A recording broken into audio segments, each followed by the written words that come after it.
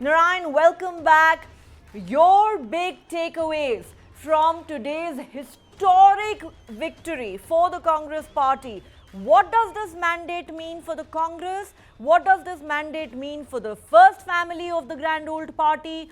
What does it mean for the BJP? And what does it mean for the opposition ahead of 2024? My apologies, I know that's a lot of questions. Okay, no worries. Thanks for having me, and I'm glad to comment on this. I'll take your questions in order. So I think for the Congress, it is actually quite a momentous time in the sense that they have been the party to come back to power in the last remaining foothold that the BJP had in the South. And this actually gives them ammunition for 2024. And in that regard, the results of today echo far beyond the borders of Karnataka itself.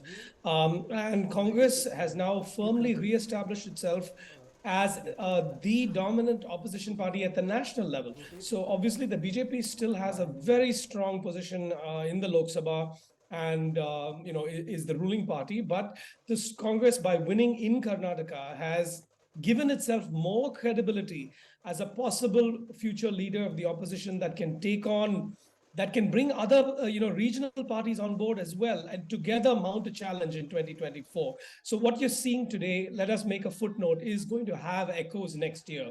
So that's a very first important point.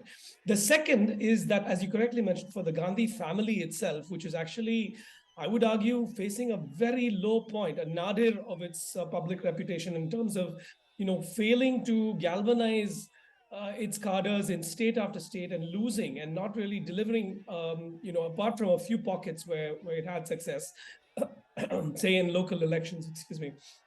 But it has now again reestablished itself as a party that is capable of actually giving a fitting answer to the Hindutva platform at a state level.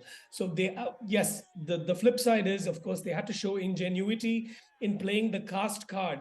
Vokaligas and Lingayats are the dominant castes here. You have to, constituency by constituency, balance the right kind of leadership to deliver. And, you saw, for example, even those who crossed over, yes, Jagdish Shettar did not manage to deliver, but Lakshman Savadi did. And similarly, D.K. Shivakumar, Sitaramaya himself, all the stalwarts of the party, they did deliver. So I think there's some very deep lessons here for the Congress to ponder and, make hay while the sun shines before next year's Lok Sabha election. And finally, for the BJP, I don't think it will definitely, it's a very disciplined party.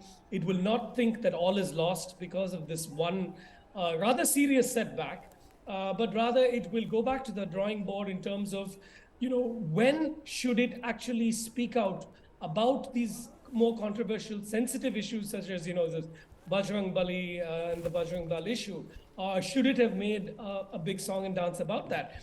Should it have really, under Basavaraj Bommai, have taken this hijab issue front and center? Because there was a lot of sensitivity about it, or the reservation for Muslims in certain regards.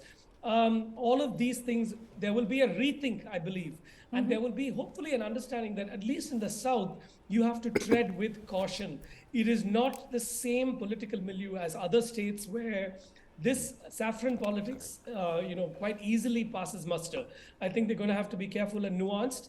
And I think they are a very disciplined cadre. So I think they will learn some of the lessons of what happened today. Narayan, so let me leave it at that.